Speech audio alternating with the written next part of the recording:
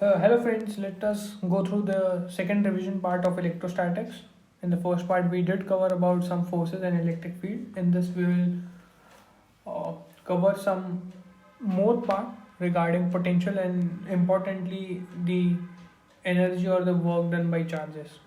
Okay, so the first thing is potential energy that we will be dealing with. Okay, and sorry, the first thing is the electric flux. So electric flux is basically defined by the integration of E dot ds. So this is the very basic definition that we learned during our school. And Gauss theorem, so the application of electric flux is in the Gauss theorem, and in Gauss theorem it is defined in two ways: the closed integral of E dot ds and as a divergence of E dot d. Okay, and you must remember that this is a local form of Gauss theorem. Okay, and the integral is, you can do the integral over the whole space, and for differential you have to go for the local form. And as I have mentioned in the pic, that rho is the density at a point where you plan to calculate your d, so that's why I gave the name as local form. All right, so since this is a very quick revision, I will just go through these slides and you can just pause the slide and write down the formulas that you wish to.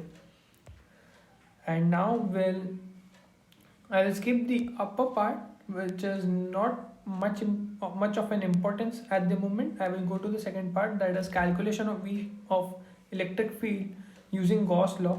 So there are only three cases where you can apply the Gauss law. First is the spherical symmetry, second is cylindrical symmetry, and the third is planar symmetry. Okay, other than that, if you try to apply Gauss law, you can definitely apply Gauss law, but it would be very difficult for you to calculate electric field in that sense. Then we move on to some specific cases. The first is the spherical symmetric cases. Okay, I have not gone through like giving you the proper derivation over here, so you can look up to Griffiths for the derivation. So I have just taken out these cases and their graphs. So it's very important for you to remember the graphs, because at times in exams, if you just can recall the graphs, it's very easy for you to like get through the question and imagine it like really fast. So for a thick spherical shell, by spherical shell I mean the charges are only in this region, the one I am shading with green right now. Okay, so as you can see, in the inside region over here the electric field will be 0, and then electric field will rise, and then it will fall with 1 by r square. Now the second one is solid sphere. In solid sphere we basically reduce this inside cavity to 0. Okay, and over here the electric field rises proportionally to the distance and then it falls. And in spherical shell all the charges are only at the boundary, there are no charges inside. Okay, so initially the electric field inside is 0, so this is the radius r. Okay, and then the electric field will fall. And also one point that you must remember, so whenever there is a sigma given on the surface, then field on the both sides will differ by value sigma by epsilon. Okay, so this is something you can just like get this thing in your mind. Now we'll go on to the cylindrical symmetry. So same over here, the cylinders are infinite, and this is the graph for cylindrical symmetry. One point which is important to note here is the electric field. Okay, if the charge density inside my cylinder is proportional to some power of radius, then my electric inside and outside will have this form. Okay, and now if my planar symmetry, if in my planar symmetry, if this is the form, if my planar symmetry has some thickness d by 2. Okay, so the distance between these 2 points is d by 2. So this is the form of the electric field. And finally, the thin infinite sheet that we see. So this is a very important formula you must remember. You cannot like go on deriving this formula again and again in the exam. Now next we see the electric field inside the cavity. Okay, so I have the sphere and there is a small cavity inside the sphere. So at any point in this sphere, in this cavity, the little cavity that I have in the bigger sphere, at any point my electric field will be rho d bar 3 epsilon upon 3 epsilon.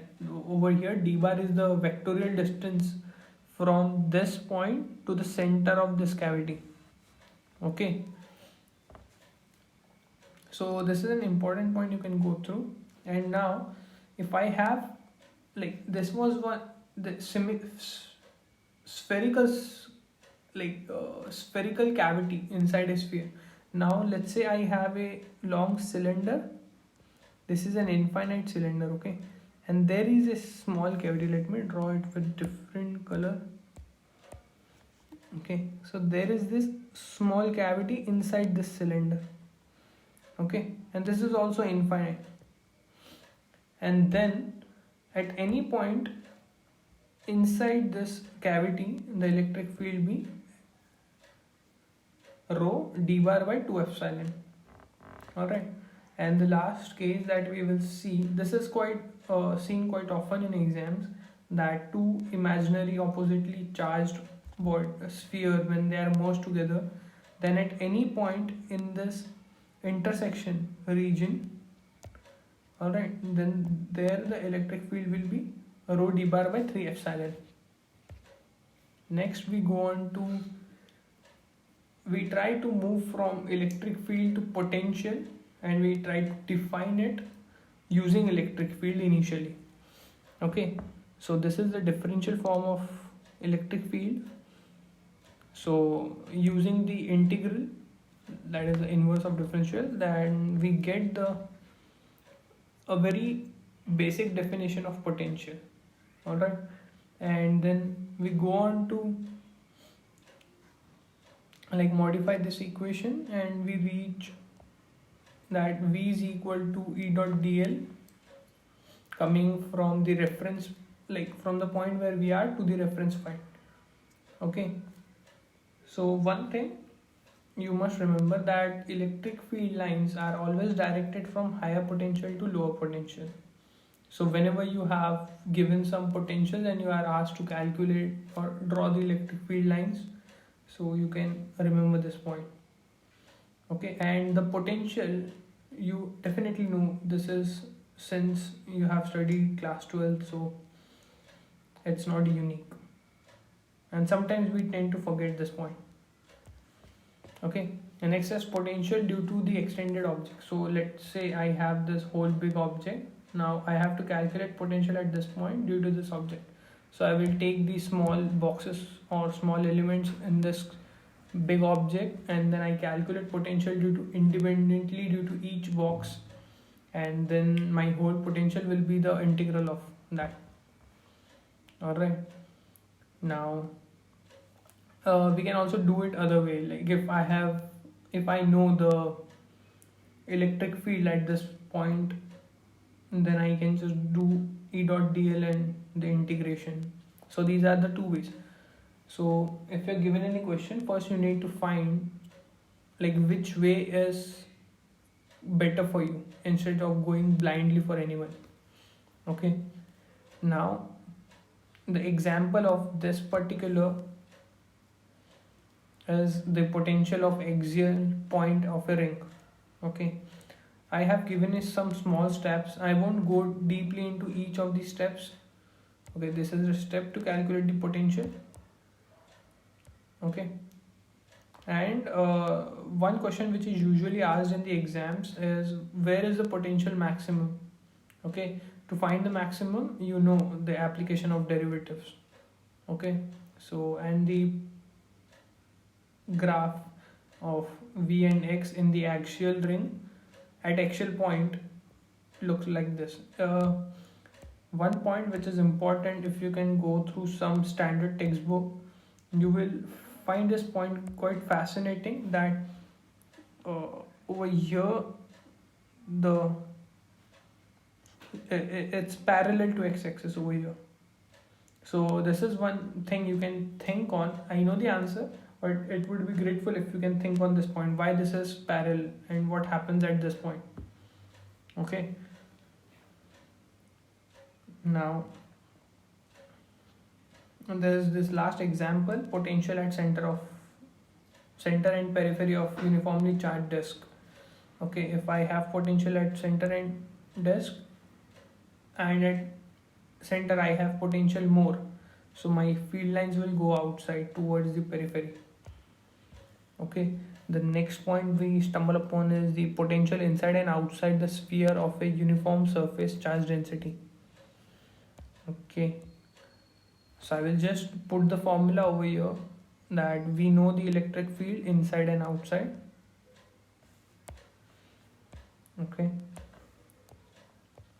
and then we go on to calculate using E dot dl. So my potential field inside and potential field outside. Don't remember these potentials all the time. Instead, I would recommend go and remember these graphs. These graphs are really important when you go and sit for exams. Similarly, instead of the uniform surface charge density, if I have volume charge density which is uniform, I know my inside potential, outside potential. I use the same tactic which I used earlier and calculate my E inside and E outside, and I get this graph of V against R. One important point in this particular graph is, you can see in any of the previous cases we didn't see this kind of bump. Okay, so this is one good thing you can notice over here. Okay, and try to find at what particular point there the bump is like changing from rising to falling. So that's one good point you can work on. Now the next point is, potential due to different objects are calculated independently and added as scalar. So it's like you have three scalar quantities and you add them together, you get the same result. Okay, instead of taking them together, you can add them independently. Okay, so over here I have taken an example. I have an inner sphere of charge q and r, and outer sphere of charge 2q and a radius 2r. So first I'll calculate the potential, and I want to calculate potential at this surface. So first I will calculate the potential due to this inside sphere, that is kq by 2r, and then I will calculate V2, that is the potential due to this sphere, outside sphere, and this is k 2q by 2r, and the total potential at point B is 3kq by 2r. So in electric field we don't go for such kind of additions, direct additions, because that's a vector quantity, and whereas potential is a scalar quantity and we can just directly go and add these points. Alright, now I know that at this point you should learn method of images, but in the revisions through formulae it's difficult to understand the method of images. So I'm just skipping that part as of now, but if you wish to learn that, do let me know in comments so that I can prepare a video through my lectures. Alright, now we'll come to the part of conductors and electrostatic fields. So in conductors, what happens that all the charges are always on the sphere, on the surface. So the electric field inside is 0. So just remember this point. This is a very basic idea over which the conductors is built. Okay, and potential is constant inside at all points inside the conductor, and there's a difference in electric field, that is sigma by epsilon, which I told you like few slides earlier, and the pressure. I want you to read this point, because this is something, if you go and read properly you will understand. And conductors are always equipotential. You cannot let me give you an example. So let's say I have this as a conductor, and over here my potential is VA, and over here my potential is VB. So my VA and VB should be same. VA and VB. So this comes under the uniqueness theorem, which you will find in Griffiths chapter 3. Okay. Now we'll move on to the next point. If I connect two conductors, then my potential, like they will adjust their charges such that the potential on both of them remains same. Okay, and from this I can imply this particular condition, and this is very important to remember. And then we go on to find the charge density on the surface of conductor is inversely proportional to radius of curvature of the surface. Okay, so this is one thing, if you can like read upon, it's like really important. I will just give an example of it. So just remember, whenever I have a curvature like this, I have a geometry like this, then if I have too many electrons inside, let me draw electrons by red. If I have these electrons inside, these electrons will repel and go out. Okay, and there will be like hardly any charges inside, and then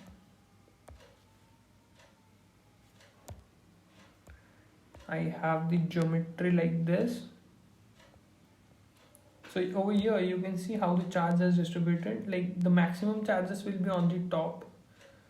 After that the charges, the density will be like, and the second position will be over here, and the least one will be here, and there will be no charges over here at these 3 points. Okay, and I have given a proper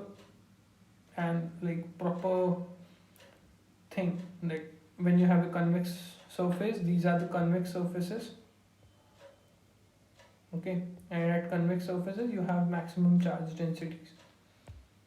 And now I come to the part where the conductors are grounded. So whenever the conductors are grounded, their potential becomes zero, and it's possible that the charge on them may or may not be zero. Okay, so usually when we see a conductor which is grounded, we assume that the charge on that is zero. But through this example, if you like see the certain steps on this example, you will find that it's not always true that the charge should be zero on the conductor when it's grounded. Okay, so I think I have covered enough under the conductor section, which can be asked in JAM or JEST. Now let's move on to work done, or how it's related to potential energy. So potential energy is defined by K Q1 Q2 by R. Alright, this 2 is written by mistake, and this energy is stored in form of electric fields. So you can just read on, if there are more than 2 charges and we have to take each contribution, then there will be like combination of 2 charges around the whole body, and we will use this formula if there are discrete charges. And I have written the reason why the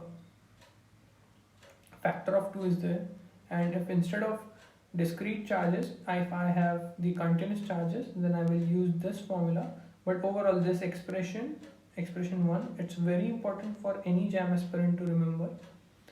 And there will be times when it's difficult to calculate the potential, but we are given electric field.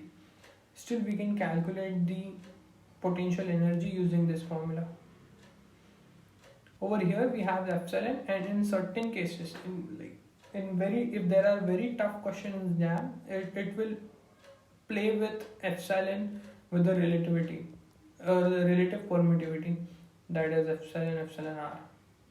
Okay, epsilon not epsilon r. So it's something you can replace it over here, and other than that it's fine. And now the last part, that's the energy density. It's just division. Okay, over here I have integrated over volume d tau, and I will just divide by d tau on both sides, and that gives me my energy density. And okay, I have shown the method of images over here. So if I have a grounded infinite plane, then my image will be on the other side with the equal negative charge.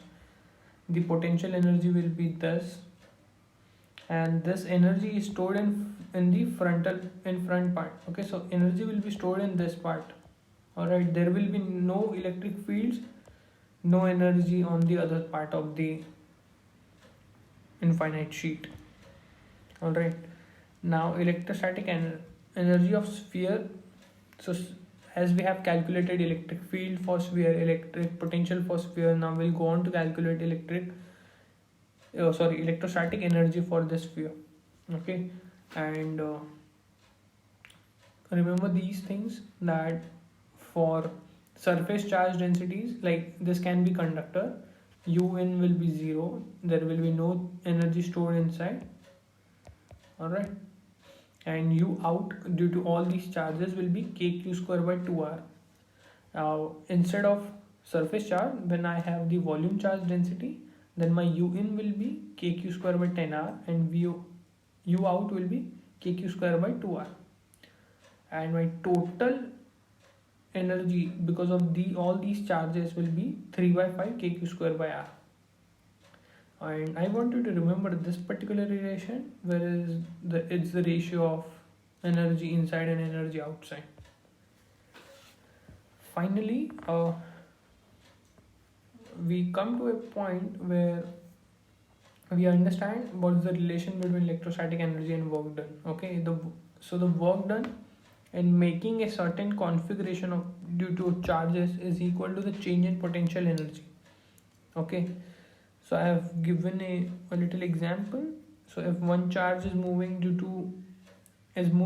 and all the other charges are at rest, then the potential energy for problems related to such kind of dynamics can be written as U equals to QV. Okay, so this is the moving charge and this is the potential due to all the other charges, and then my electric potential energy will be QV. I hope I could cover maximum points in this particular revision session. So with this I would just say thank you, and do give me your feedback if you want more videos of such kind. I know the exam is quite near, but if you still need such kind of videos through my notes which helped me crack JAM, so I can make them, and do let me know your reviews in the comments. Thank you.